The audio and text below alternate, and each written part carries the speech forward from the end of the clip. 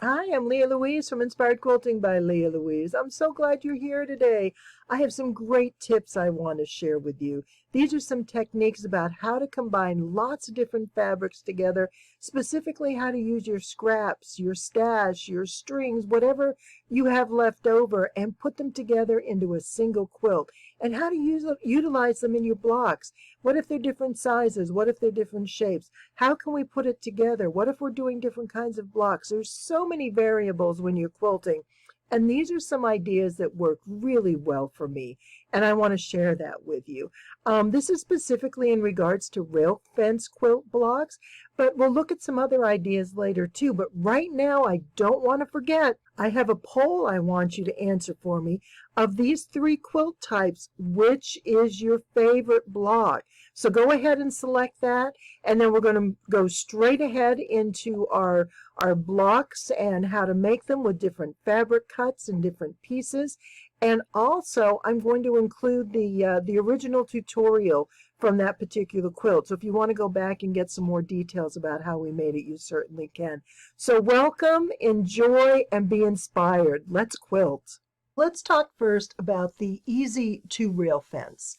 And it's simply two equally sized rectangles that equal a square. And that's where charm squares come in so handy. And this quilt was originally made with a charm pack. And as you recall, we took two charms, we put them right sides together and sewed down each side. And by taking that 1/4 inch seam down each side, we created the block that we needed, just like this.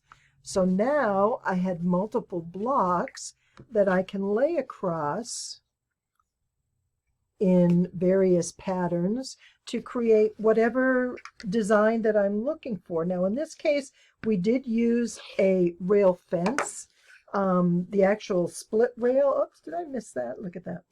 The actual split rail, and that's where you sort of follow along in the zigzag pattern.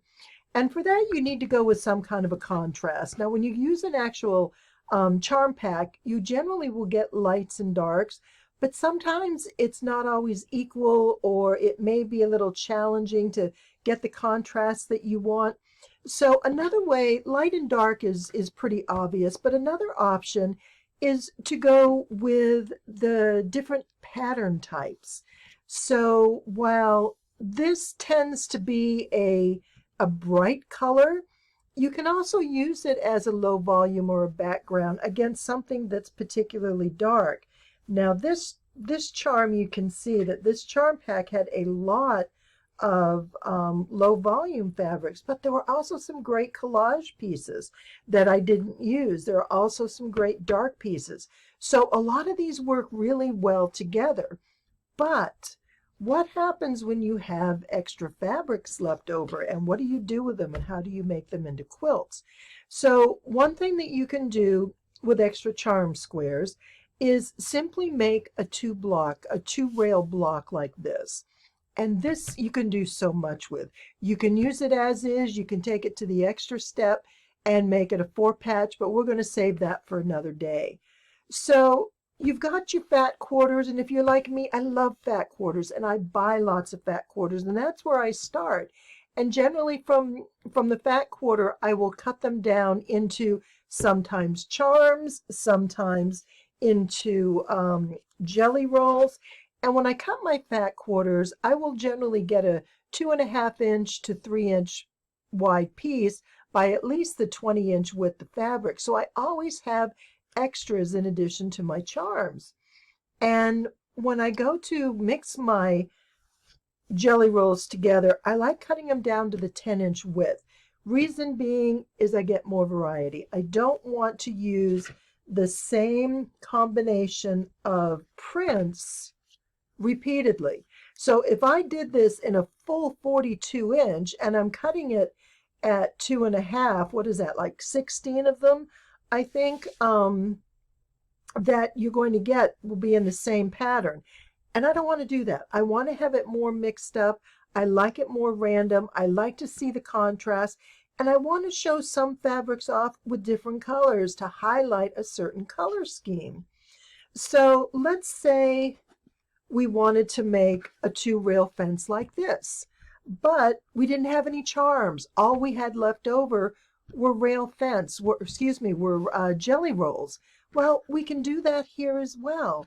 This is a pair of 2.5-inch by 10-inch strips sewn together. Just take the 1/4-inch seam, and all we have to do is cut this in half. Let me go, I need my grid for this one. And let's go to our 5-inch, and look at that. Now we have the exact same block. So if you had some extra charms left over and you're creating a pattern and you needed some extra blocks, all you need to do then is go to your jelly rolls and cut them down. Now, one thing that I always do is if I'm going to pre-cut these, I'm going to pre-cut them at 5 inches. Because I know we said we're going to talk about this later, but I do want to show you. If you cut it at that 5 inches, then you've got that extra seam to create a 4-patch. If I'm just going to go with the double rail, then I'm going to cut it down to 4.5. Because remember now, 2.5 inches, when we take a seam down the middle, whether it's the jelly roll or the charm square, that reduces this to only 4.5 inches. And in order to do a quilt like this with just the 2 rails, it needs to be square. So whatever your width is this direction must be the same in this direction. So in this case, I would just cut that 1/2 inch off and go merrily on my way and create a wonderful quilt. So this is a great, great, easy project. It's a fast project. And now you know, whether you're using charms or jelly rolls, exactly how to do it. And again, take it one step further to your layer cakes. What's a layer cake? A layer cake is 4 charm squares, or it's 4 of the jelly rolls, 2.5 by 10 inches. So it all works the same way. And again, with me, I start with fat quarters, so I always have lots of different size fabrics available to use, and it makes it a lot more fun when you go to make a quilt, because you don't always have to go buy new. Go and look and see, oh, what was left over from that last one? When I cut those fat quarters, I only used part of them. What can I take from, this pile or this stash or what wasn't used here, and combine it with something else into something new and wonderful? And that's the fun that I have. So this is the simplest quilt as far as a rail quilt, just using the 2 rail, and that goes together very quickly. Now, the next quilt we are going to do is let's talk about this asymmetrical. Now, asymmetrical just means that it's not even. This is even, it's symmetrical because it's the same on both sides.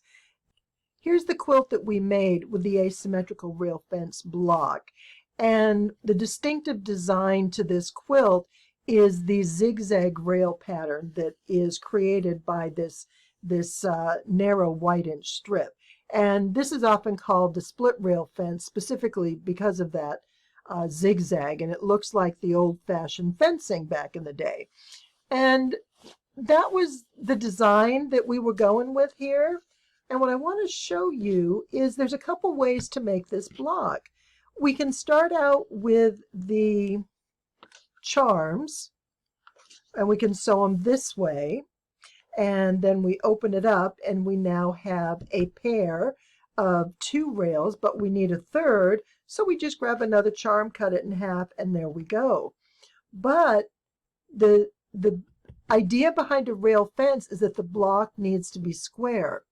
These are 2.5-inch strips. Once they're finished, they're going to be 2-inch. So our block is going to finish at 6-inch. A charm isn't going to work for that.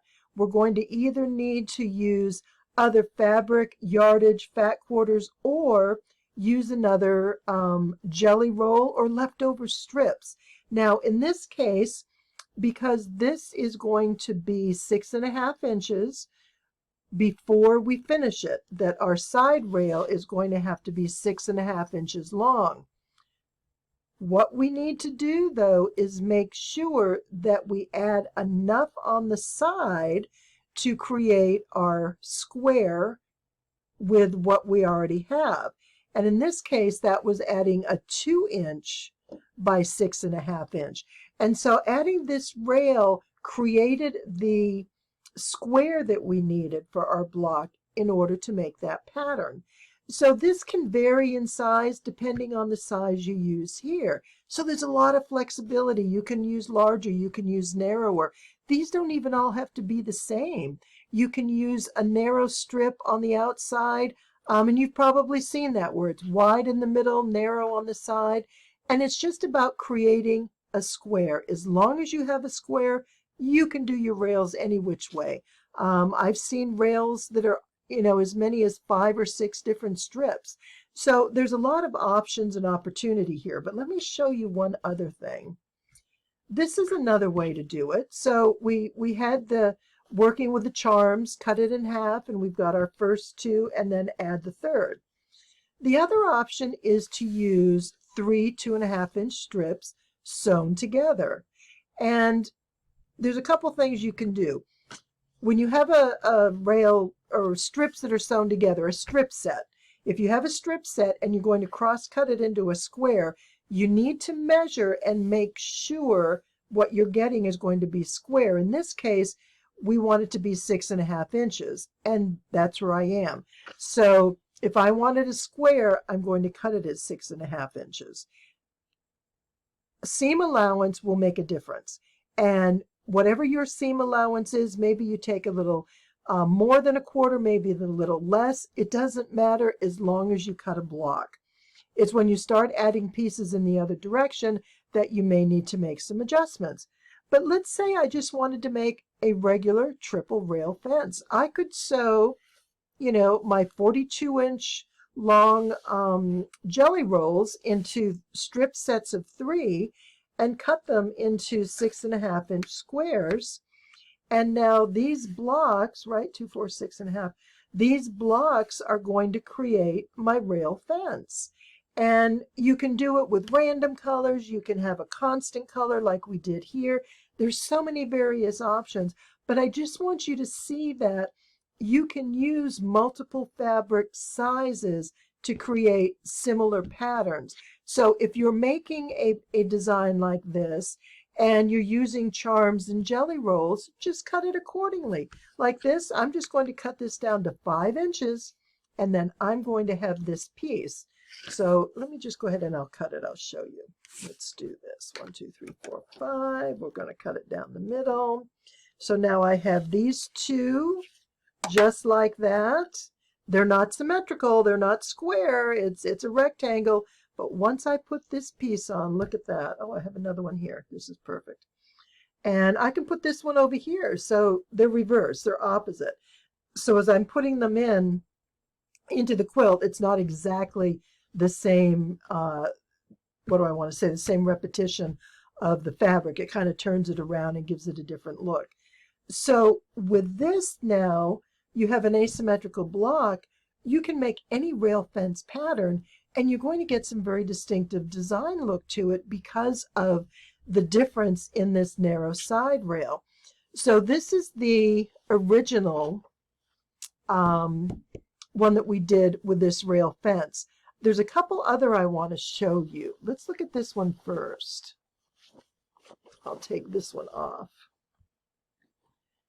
This is the same asymmetrical block. If you look at this, see, this is right there. Okay, we've got the 3 and we have the narrow.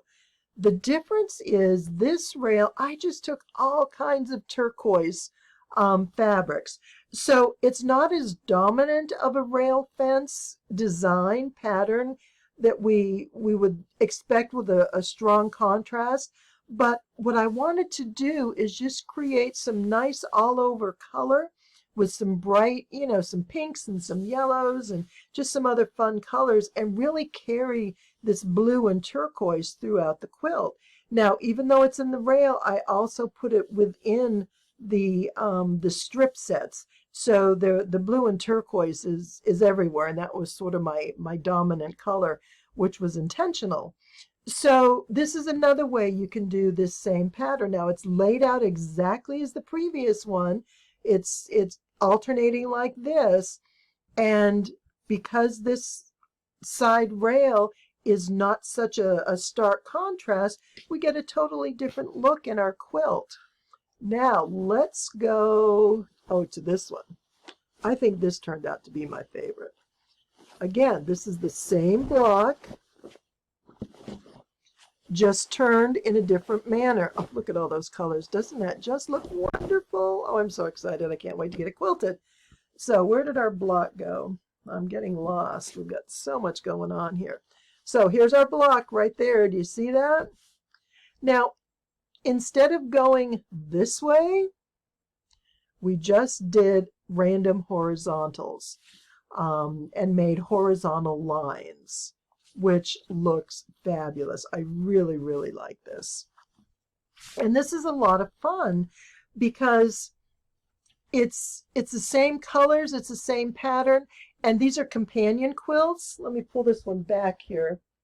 So these have a lot of the same fabrics. The larger lap quilt is intended like for mom, so it has more pinks. And the baby quilt I wanted to be sort of less pink. So the baby quilt has the split rail, and the mom quilt, the lap quilt, has the horizontal rail. So the quilts really go well together. They match. They're a great duo. The fabrics work well together, but it's a different pattern. So it changes it up a bit, and it just adds some really nice contrast in how the pattern looks. So I just want you to understand that you have so many opportunities with the fabrics that you already have. There's so many different ways you can use this pattern and come up with different quilts that are going to look very distinctive from each other, and yet at the same time you can also make them match. So think about the fabrics you have and what you can incorporate together in order to create some fun quilts that folks are going to love, whether you gift them, whether you donate them, whether you keep them. Just make quilts. You've got fabric and we need to use them. So I'm going to take you one step further to the next rail fence. Oh, I think you're going to love this. Now here's another rail fence that's a lot of fun. I don't know if you've been around a while, you may remember the watercolor quilts. Before we had a lot of the current pre-cuts, one of the common fabrics that we could get pre-cut were 2-inch strips, and they were with the fabric, and they were intended for the watercolor quilts. And I bought a lot of the fabric. I had intention of doing it, but it just wasn't something that I was able to do very well. I didn't like the way the colors worked, so I've held on to these. So I'm calling these my vintage fabrics, because a lot of these are 20 plus years old, and most of them were in 2-inch strips, so that's what I use. And I did it not unlike the jelly roll. Let's see, where are these two? Right here. So I would take my 3-inch strips, and again, I don't want the same combination repeated frequently. So what I would do is I would cut them into, I don't know, these were like 4 or 5 inches. And I would cut the length, probably I was using the 20-inch length, and then I would cross cut them like this. Now the block here, let me find these white strips and show you one of the blocks. This is the block. So I have a six patch and then a rail. Now they're symmetrical. They're all the same. They were cut at 2 inches. They finish at 1.5 inches. So this is a 4.5-inch block. And I think, let me just make sure. 1, 2, yep. So it finishes at 4.5 inches. And I really like how this worked. It is great for using up fabric. Oh my goodness. So you can make strips like this. You can use strip sets with longer pieces. You can do it like you would with a charm square and cut them into smaller squares and do that. For me, I use strip sets. I just did the strip set of 3 fabrics, and then I cross cut them. Now this you will remember. Let's see here. Let's take this one.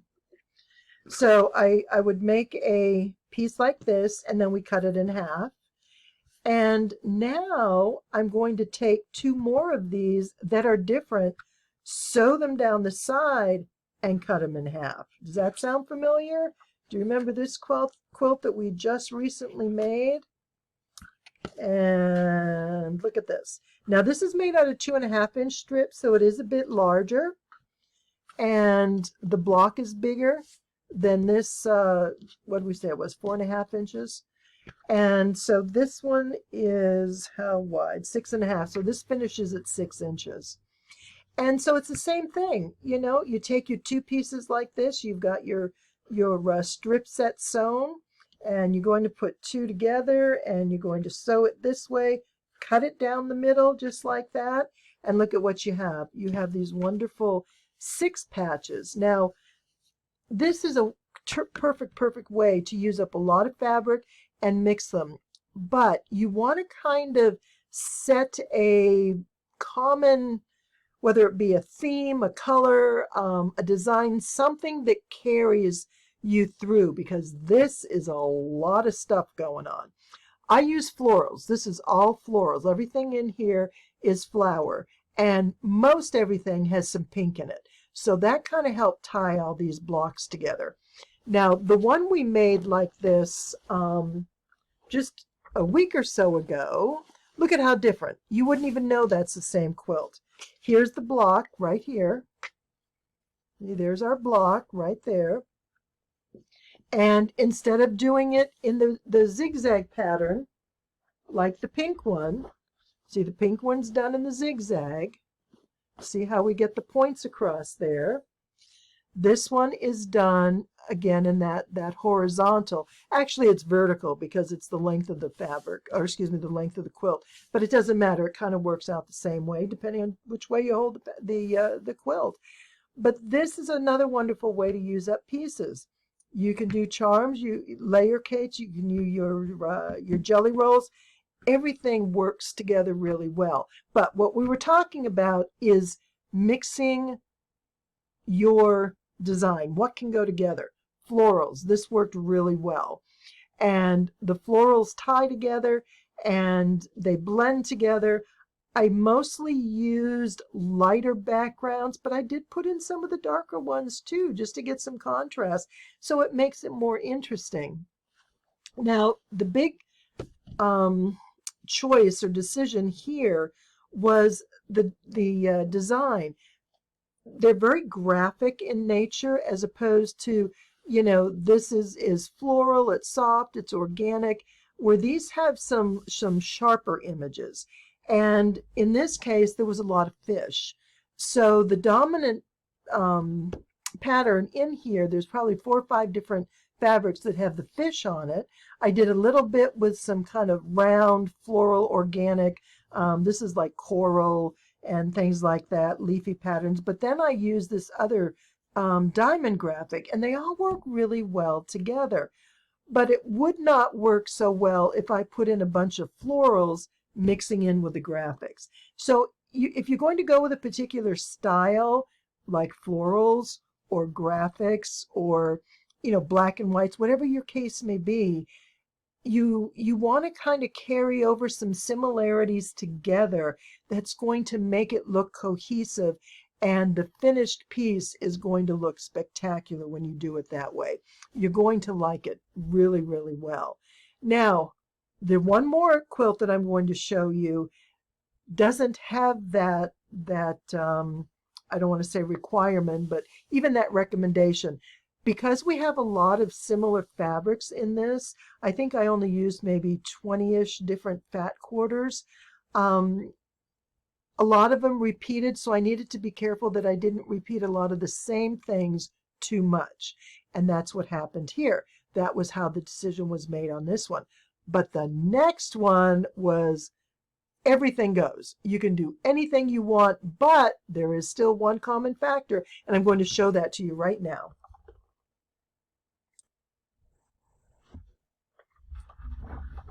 I love, love, love this quilt. Blue and white is just a great, great combination, but any bold, bright color against a white is going to be a strong contrast. And that's what makes this quilt so special. Number one is the contrast. And that really makes this pattern stand out. But the design element of it is that everything is blue. If everything is blue, you can combine everything that you want, from florals to graphics to florals to just organic. Look, we've got low volume. So this rail, instead of using just a white, this is actually a 9 patch, and I'm going to show you some of the individual blocks here in a minute.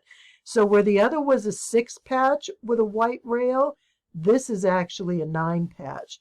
So this takes some dedication. This is a lot of fabric piecing, but it turned out fabulous. This is a wonderful, wonderful quilt.